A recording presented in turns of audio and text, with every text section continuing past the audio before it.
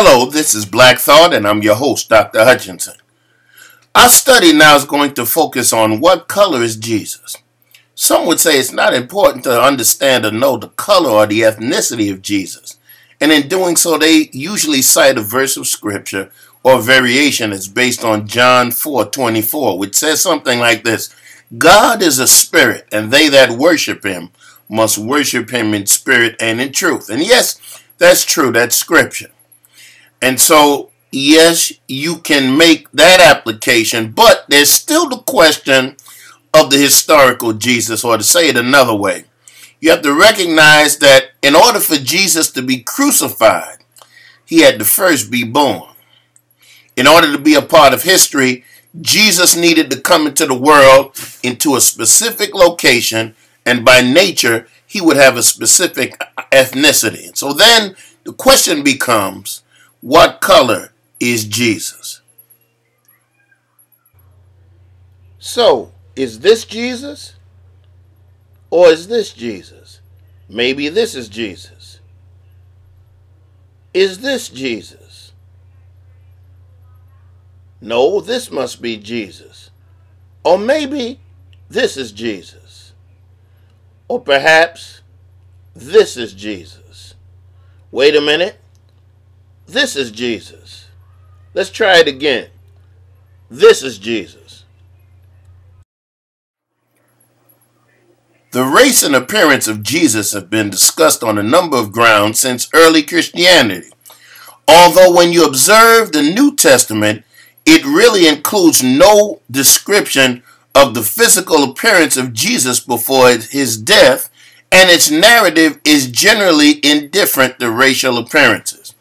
This is because for the ancient world, ethnicity was not the utmost importance. What was important to them was your national origin. And so people were ranked and people were described based upon where they were from and not necessarily the color of their skin. In rare instances, you had some allusions to person's skin tone, but for the most part, it was about their nationality. Were they from Egypt? Were they from Cyrene? Were they from Syria? That was the focus of Scripture.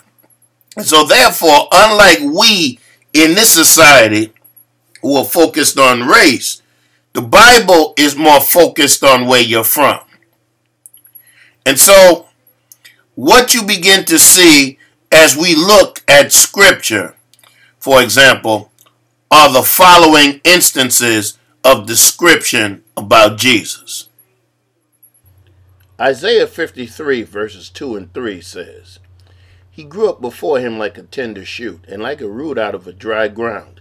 He had no beauty or majesty to attract us to him, nothing in his appearance that we should desire him. He was despised and rejected by men, a man of sorrows and familiar with suffering. Like one from whom men hide their faces, he was despised, and we esteemed him not. And so much of the early biblical records did not give Jesus this fantastic ruddy appearance that we see in the later depictions of Jesus. But in this depiction of Jesus, Jesus was like every man. He was like the rest of us. He blended in.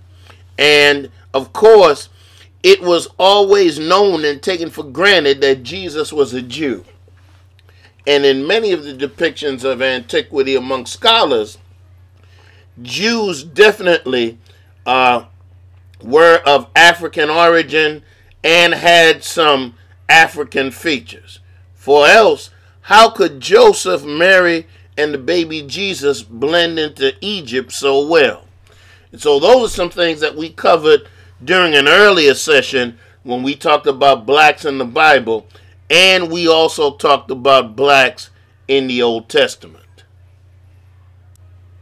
In the book of Revelation, chapter 1, verses 10 through 16, we have another account of the appearance of Jesus. This account was a part of a larger vision. And so much of this language was symbolic, but it gives us some idea of the possible appearance of Jesus. It says, On the Lord's day I was in the Spirit, and I heard behind me a loud voice like a trumpet, which said, Write on a scroll what you see and send it to the 7 churches, to Ephesus, Smyrna, Pergamon, Thyatira, Sardis, Philadelphia, and Laodicea. I turned around to see the voice that was speaking to me, and when I turned, I saw 7 golden lampstands, and among the lampstands was someone like a son of man, dressed in a robe reaching down to his feet, and with a golden sash around his chest. His head and hair were white like wool, as white as snow, and his eyes were like blazing fire. His feet were like bronze growing in a furnace, and his voice was like the sound of rushing waters. In his right hand he held 7 stars, and out of his mouth came a sharp double-edged sword. His face was like the sun shining in all its brilliance. Outside of these biblical references, there are no direct biblical or historical references, and from the 2nd century, various theories about the race of Jesus were debated. And by the Middle Ages, a number of documents, generally of unknown or questionable origin, had been composed, and several were circulating with details about the appearance of Jesus. Matter of fact, when we get later in this conversation, we will expose one of those documents to you. And so many people began to shape the appearance of Jesus based upon their mental images. And they also drew from artistic depictions what Jesus may have looked like. And these things were not grounded in any sort of research or definitive descriptions, but they were second and third hand interpretations of various sources. And what you must also understand, that the depiction of Christ in some type of pictorial form was controversial in the early church, because it took several centuries for there even to be some sort of depiction of Christ. And some of that was because Christians were being persecuted in the Roman Empire. And so the initial early description and view of Jesus was not that of a face, but it was of the ichthus, or the fish, that depicted a relationship with Jesus Christ and or a Christian.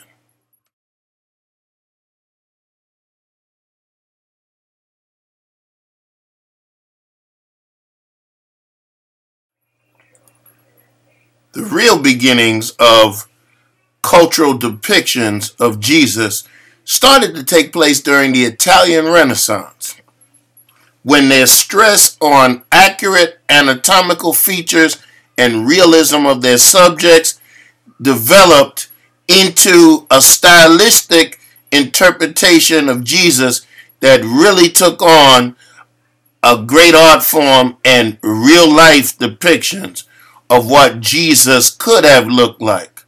But what you must understand, that these depictions were centered more on what Italians looked like and less upon what Jesus probably actually looked like. And as this transferred to the Americas during the initial years of the 19th centuries, Americans for the first time began to mass produce images of Christ and began to send them through the young and expanding nation. And a robust imagery of Jesus emerged. And by the 19th centuries, there were theories that started to develop that Jesus was of the Aryan race. Now, understand, Aryan, Hitler, as opposed to the Semitic race, Jewish. And so the depictions of Jesus started to capture what an Aryan person would look like, a non-Jew, as opposed to what a Jewish person would look like. So that raises a question for us. How did Jesus become white? Because we must understand that when we look at the coloration of Jesus, Jesus came from an area where people were swarthy, where people had permanent tans, and maybe they may not have been as dark as me, but they definitely did not look like the depictions of Jesus that we see in much of our literature and much of the places where Jesus is represented by this blonde, blue-eyed, model-looking individual. And so, how did Jesus become white? Well, there are several theories for that, some of which are definitively anchored in some fact. There is one opinion that says that Jesus was modeled after Caesar Borgia, who was the son of Pope Alexander VI.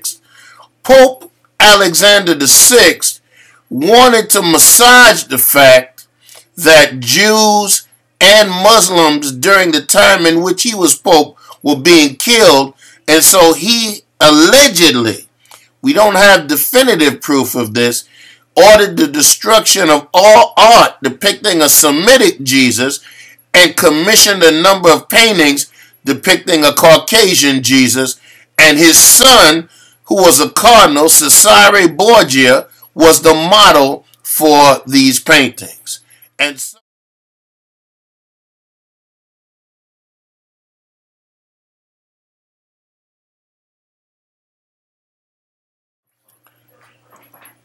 why some of these depictions of Jesus in this way? Well, some of this can be attributed to various spurious letters.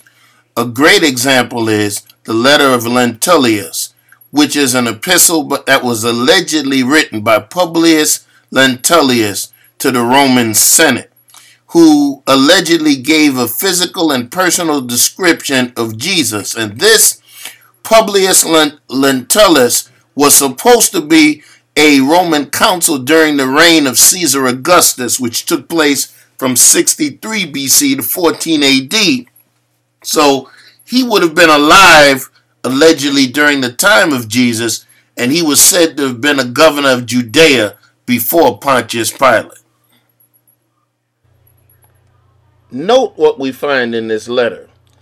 It says he is a man of medium size. He has a venerable aspect, and his beholders can both fear and love him. His hair is of the color of the ripe hazelnut, straight down to the ears, but below the ears wavy and curled, with a bluish and bright reflection flowing over his shoulders. It is parted in two on the top of the head, after the pattern of the Nazarenes. His brow is smooth and very cheerful, with a face without a wrinkle or spot, embellished by a slightly ruddy complexion. His nose and mouth are faultless. His beard is abundant, of the color of his hair, not long but divided at the chin. His aspect is simple and mature. His eyes are changeable and bright. He is terrible with his reprimands, sweet and amiable in his admonitions, cheerful without loss or gravity. Those are some of the things that are said about Jesus. Here is why this letter is considered inauthentic. First of all, no governor of Jerusalem, no procurator of Judea is known to have been called Lentulus. Secondly, a Roman governor would have not addressed the Senate in the way represented. We know this because of historical precedent. And thirdly, a Roman writer would not have employed the expressions prophet of truth, sons of men, or Jesus Christ. The former two are Hebrew idioms.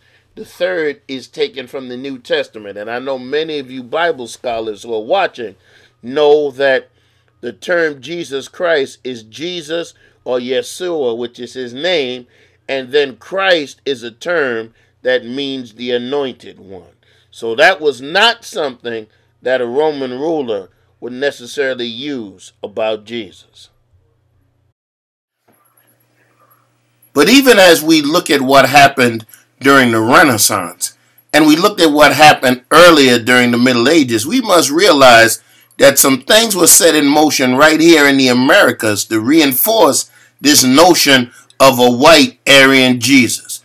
And one of the primary pieces of artwork that has been reproduced and which has represented Jesus throughout the ages is something that was drawn and painted by Mr. Walter Salmon, and it is known as his Head of Christ. Many of you have seen it, but many of you have not realized that this was actually somebody's vision or depiction of Jesus. And this has reinforced the notion that Jesus was indeed Caucasian, which is not true.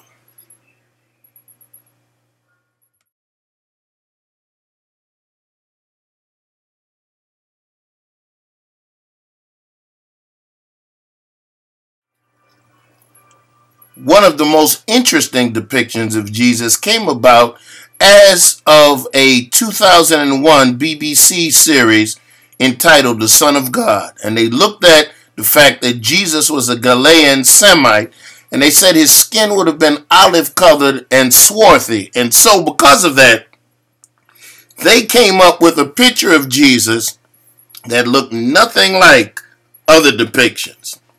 And of course, many persons that saw it said that it couldn't be factual, that it couldn't be Jesus, but we are going to let you see the picture and let you judge for yourself. What color is Jesus? Well, one thing we can say, Jesus was not Caucasian. He was born in Bethlehem. He was born in a region of the world where the people were kissed by the sun. And so these depictions of Jesus that we see all over the place, many of them are not true. Perhaps Jesus looked just like this.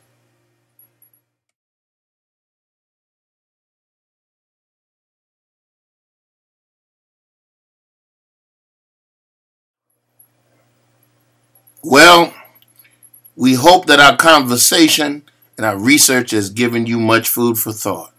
But rest assured, a lot of the depictions that we see of Jesus are things that people have planted out of their own conceptions of Jesus, and they've attempted, whatever their agenda may have been, to depict Jesus in that image for us. So be clear, many of the pictures that you see of Jesus is just the figment of somebody's imagination.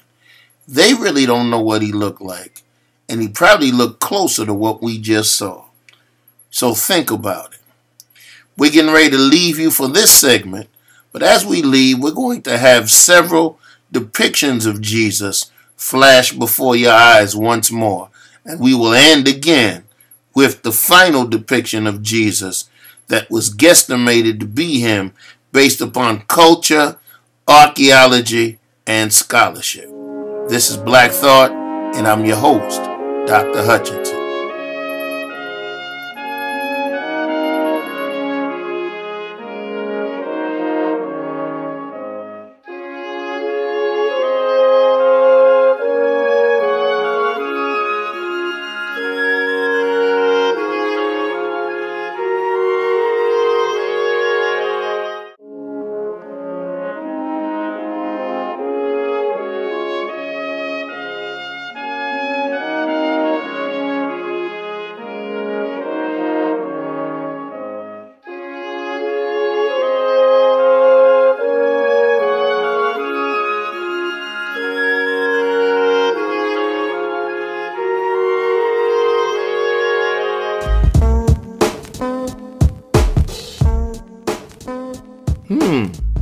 I just had a black thought. Put your mind in gear and put your thinking cap on.